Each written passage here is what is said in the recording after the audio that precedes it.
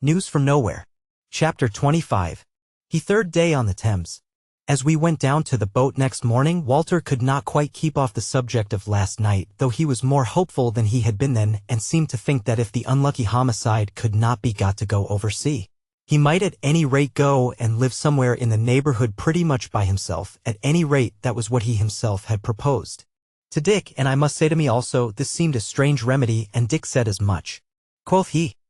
"Friend Walter, don't set the man brooding on the tragedy by letting him live alone. That will only strengthen his idea that he has committed a crime, and you will have him killing himself in good earnest." Said Clara, "I don't know. If I may say what I think of it, it is that he had better have his fill of gloom now, and, so to say, wake up presently to see how little need there has been for it, and then he will live happily afterwards. As for his killing himself, you need not be afraid of that, for, from all you tell me, he is really very much in love with the woman, and to speak plainly, until his love is satisfied, he will not only stick to life as tightly as he can, but will also make the most of every event of his life, will, so to say, hug himself up in it, and I think that this is the real explanation of his taking the whole matter with such an excess of tragedy." Walter looked thoughtful and said, "Well, you may be right, and perhaps we should have treated it all more lightly, but you see, guest," turning to me, "such things happen so seldom that when they do happen, we cannot help being much taken up with it. For the rest, we are all inclined to excuse our poor friend for making us so unhappy on the ground that he does it out of an exaggerated respect for human life and its happiness.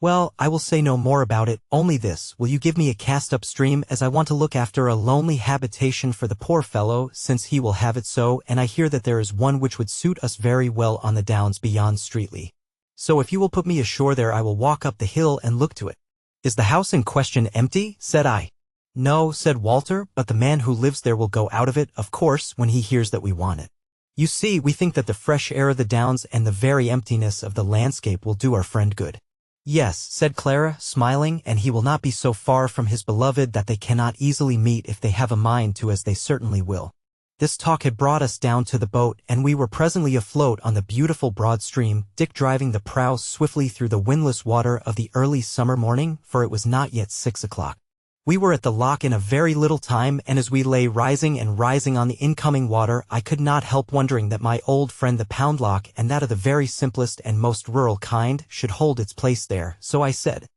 "I have been wondering, as we passed lock after lock, that you people, so prosperous as you are, and especially since you are so anxious for pleasant work to do, have not invented something which would get rid of this clumsy business of going upstairs by means of these rude contrivances." Dick laughed. "My dear friend," said he, "as long as water has the clumsy habit of running downhill, I fear we must humor it by going up stairs when we have our faces turned from the sea. And really I don't see why you should fall foul of Mapledurham Lock, which I think a very pretty place." There was no doubt about the latter assertion, I thought, as I looked up at the overhanging boughs of the great trees, with the sun coming glittering through the leaves, and listened to the song of the summer blackbirds as it mingled with the sound of the backwater near us. So not being able to say why I wanted the locks away, which, indeed, I didn't do at all, I held my peace. But Walter said, "You see, guest, this is not an age of inventions. The last epoch did all that for us, and we are now content to use such of its inventions as we find handy, and leaving those alone which we don't want. I believe, as a matter of fact, that some time ago, I can't give you a date, some elaborate machinery was used for the locks, though people did not go so far as try to make the water run uphill. However, it was troublesome, I suppose, and the simple hatches and the gates, with a big counterpoising beam, were found to answer every purpose and were easily mended when wanted with material always to hand, so here they are, as you see. Besides," said Dick, "this kind of lock is pretty, as you can see, and I can't help thinking that your machine lock, winding up like a watch, would have been ugly and would have spoiled the look of the river, and that is surely reason enough for keeping such locks as these. Goodbye, old fellow," said he to the lock, as he pushed us out through the now open gates by a vigorous stroke of the boat-hook. "May you live long and have your green old age renewed forever." On we went, and the water had the familiar aspect to me of the days before Pangbourne had been thoroughly cockneyfied as I have seen it.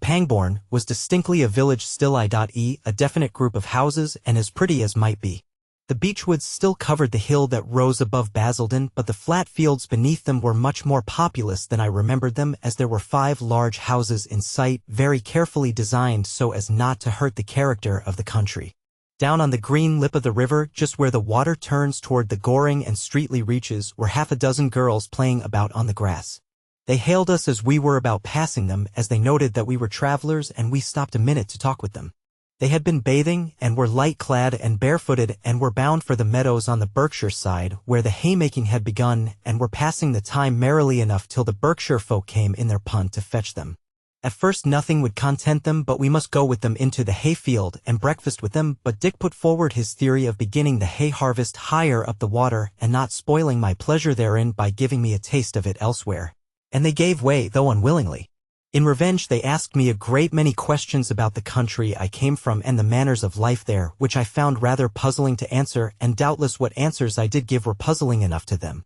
I noticed both with these pretty girls and with everybody else we met that in default of serious news, such as we had heard at Mapledurham, they were eager to discuss all the little details of life, the weather, the hay crop, the last new house, the plenty or lack of such and such birds, and so on, and they talked of these things not in a fatuous and conventional way, but as taking, I say, real interest in them. Moreover, I found that the women knew as much about all these things as the men, could name a flower and knew its qualities, could tell you the habitat of such and such birds and fish and the like. It is almost strange what a difference this intelligence made in my estimate of the country life of that day, for it used to be said in past times, and on the whole truly, that outside their daily work country people knew little of the country, and at least could tell you nothing about it, while here were these people as eager about all the goings-on in the fields and woods and downs as if they had been cockneys newly escaped from the tyranny of bricks and mortar.